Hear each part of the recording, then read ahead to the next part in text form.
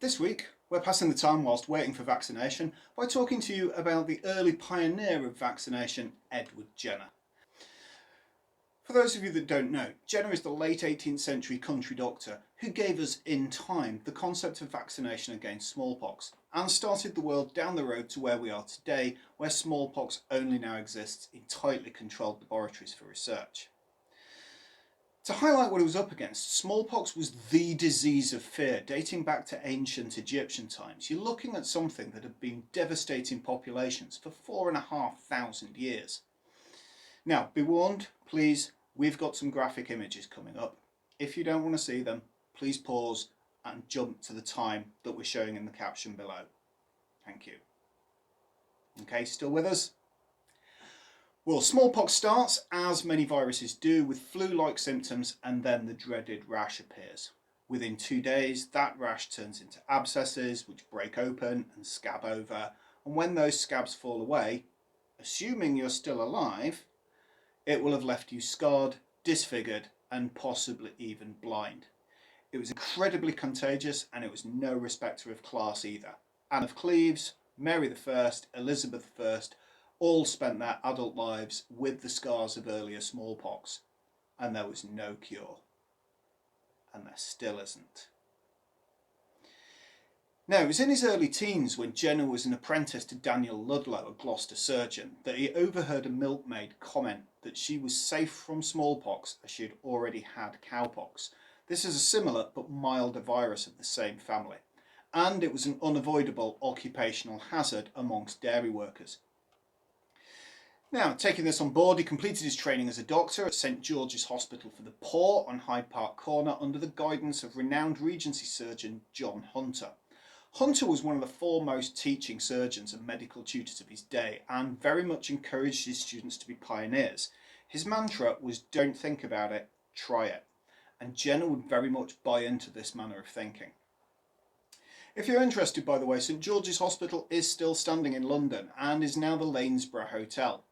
In 1770, you could stay there for free. Now, it'll cost you £600 per night, but your chances of survival are much higher.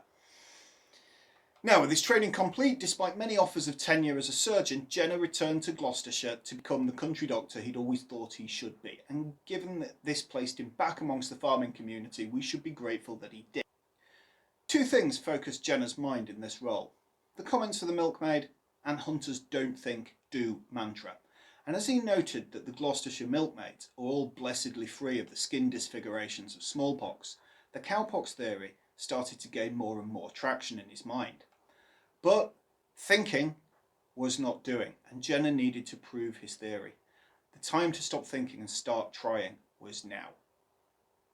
Now, he did this by taking a sample of infected pus from a local milkmaid, Sarah Nelms, who he'd recently diagnosed as having contracted cowpox. He then made a cut in the arm of his gardener's son, 8-year-old James Phipps, and stitched it with thread soaked in Sarah Nelms' infected pus, thus giving Phipps the live cowpox. He then sat back and let the boy recover. Then a few days after recovery, he made another cut in the young boy's arm and stitched it with a thread soaked in a sample of smallpox-infected pus and waited to see what happened. And thankfully, the boy recovered. Jenner had taken the first steps in beating smallpox. Following his discovery, he contacted a range of people in medical society to spread the news, and he got short shrift from the medical community. In fact, he was almost thrown out of the Royal Society. Seriously though, we look at this as the stuffy establishment getting in the way of science and progress. But let's look at the facts here. He'd just deliberately given an 8-year-old child smallpox, a 4,500-year-old incurable disease. Back in 1990, we and the press absolutely crucified Agriculture Secretary John Gummer, who fed his daughter a burger to prove that British beef was safe from mad cow disease. Here's Jenner infected somebody else's child with a proven killer.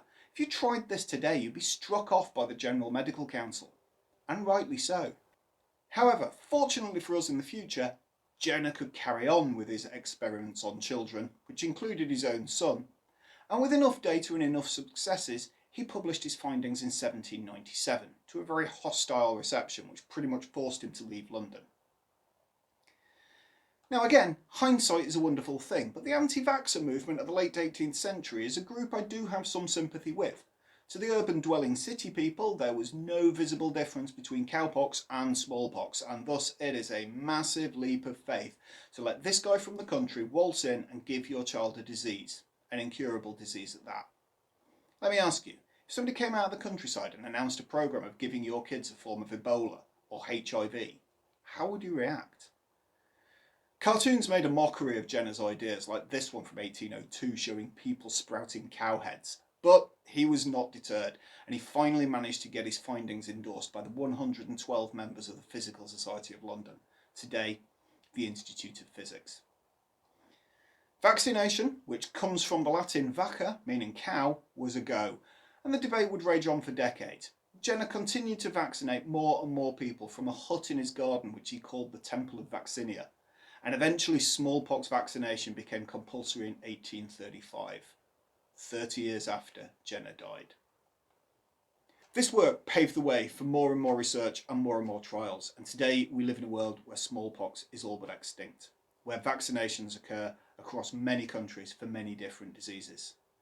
So when we finally get our COVID vaccination, please remember where this worldwide beneficial operation started out, with a country doctor named Edward, a milkmaid named Sarah, and a cow named Blossom. Thanks for watching. Stay healthy. See you next week.